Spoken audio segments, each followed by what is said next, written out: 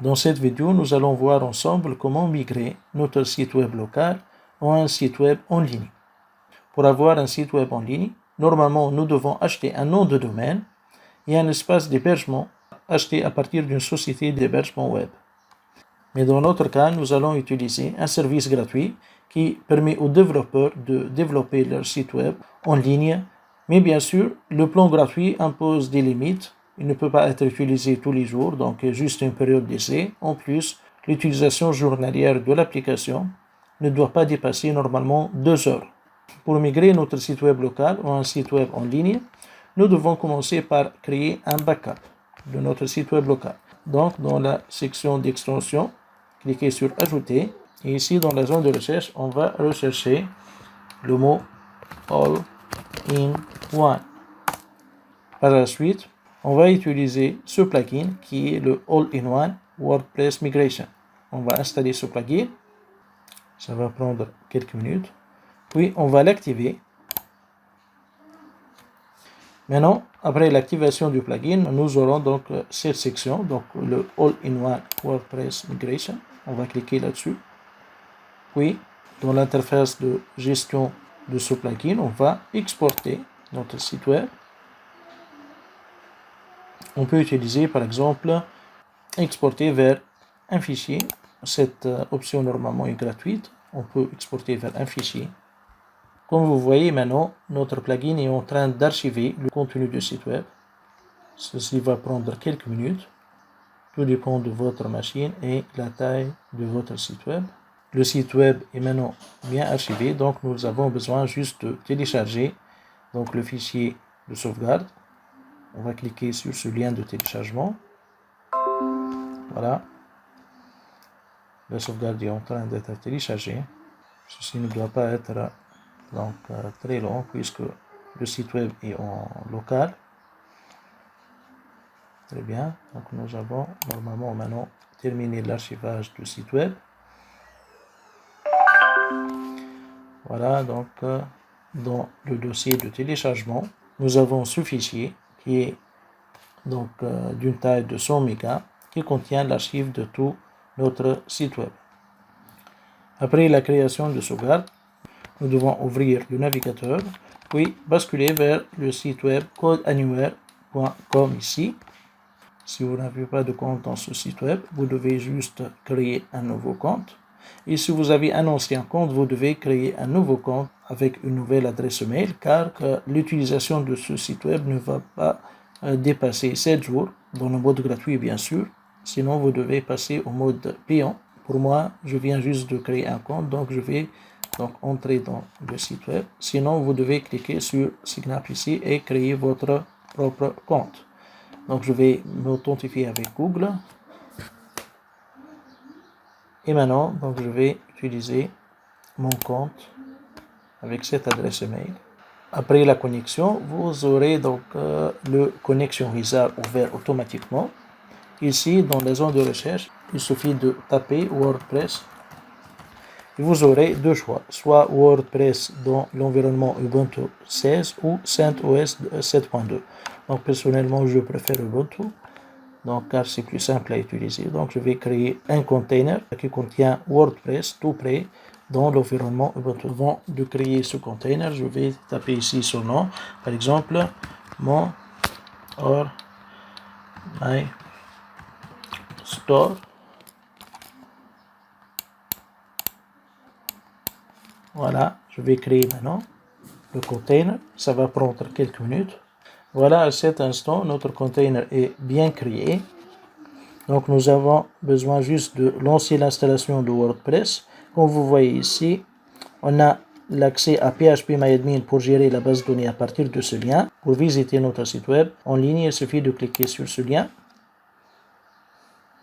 En cliquant sur ce lien, donc, on aura la procédure d'installation qui démarre automatiquement. Je vais rapidement choisir la langue française, puis continuer.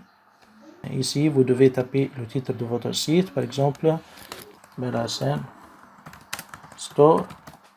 Par exemple, ici, vous devez taper l'identifiant comme d'habitude, donc admin par exemple. Maintenant, je vais taper mon mot de passe à utiliser dans ce site web, par exemple. Voilà. Je vais confirmer l'utilisation d'un mot de passe faible, car c'est juste un site web de test. Maintenant, je vais saisir l'adresse électronique ici, puis je vais installer le site web, comme on a fait l'autre fois. Maintenant, le site web est bien installé en ligne. Je vais juste me connecter. Voilà. Je vais utiliser les données d'authentification utilisées lors de l'installation, puis je vais cliquer sur se connecter. Maintenant, pour importer le site web, nous devons installer la même extension qui est All-in-One WordPress Migration. Donc ici, je vais taper All-in-One, puis rechercher l'extension. Voilà, All-in-One WordPress Migration. Je vais l'installer en cliquant sur ce bouton. Voilà, l'extension est bien installée. Je vais l'activer maintenant. Voilà, l'extension est bien installée. Je vais maintenant basculer vers l'interface de gestion de cette extension. Puis je vais passer à la section d'importation, importer ici. Puis importer depuis fichier et sélectionner le fichier qu'on a créé lors de la sauvegarde. Ceci, donc mon blog test. Ouvrir. Voilà, maintenant nous avons un petit problème. Votre fichier dépasse la taille maximale de téléversement pour ce site qui est de taille 8 mégas. Tutoriel, augmenter la taille maximale de téléversement ou soyez illimité.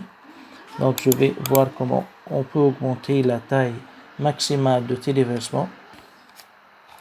Ici, bien sûr, nous devons altérer les variables d'environnement de PHP. Par exemple, le htaccess file, on doit ajouter ceci. Voilà, je vais essayer d'altérer mon fichier htaccess, le point htaccess qui se trouve à la racine de mon site web. Par exemple, ici, dans le My Store, voilà le point htaccess, normalement ce fichier. Voilà, je vais ajouter ces lignes. Voilà, je vais tester maintenant si l'upload du fichier de sauvegarde est devenu possible ou non. Maintenant, je vais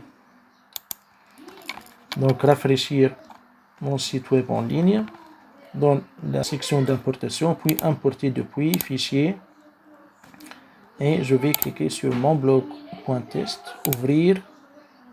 Voilà, maintenant l'importation est devenue possible. Donc la modification du fichier .htaccess a modifié la taille maximale d'upload de notre site web. Il suffit d'attendre l'upload de notre fichier qui est de taille 100 mégas. Ceci bien sûr va prendre plus de temps car l'upload maintenant est depuis mon fichier local vers le site web.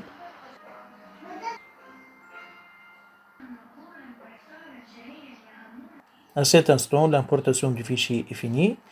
Le plugin nous alerte que l'importation va écraser le site web, ce qui donc inclut la base de données, les médias, les extensions, les thèmes.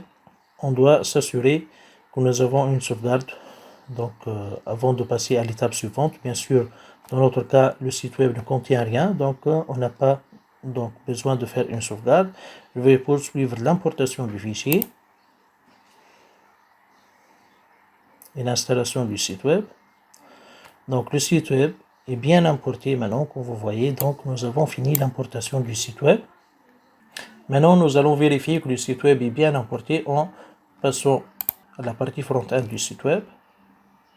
Comme vous voyez, donc ceci est le thème ID qui est contenu dans notre site web local.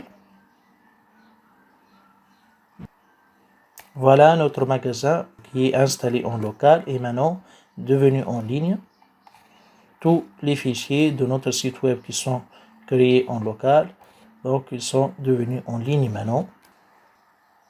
Le service Code Anywhere nous permet d'avoir une semaine d'accès gratuit à leur service avec une limite journalière normalement de 2 heures. Donc toutes les manipulations suivantes doivent être finies au bout d'une semaine, sinon vous devez passer au mode payant de Code Anywhere.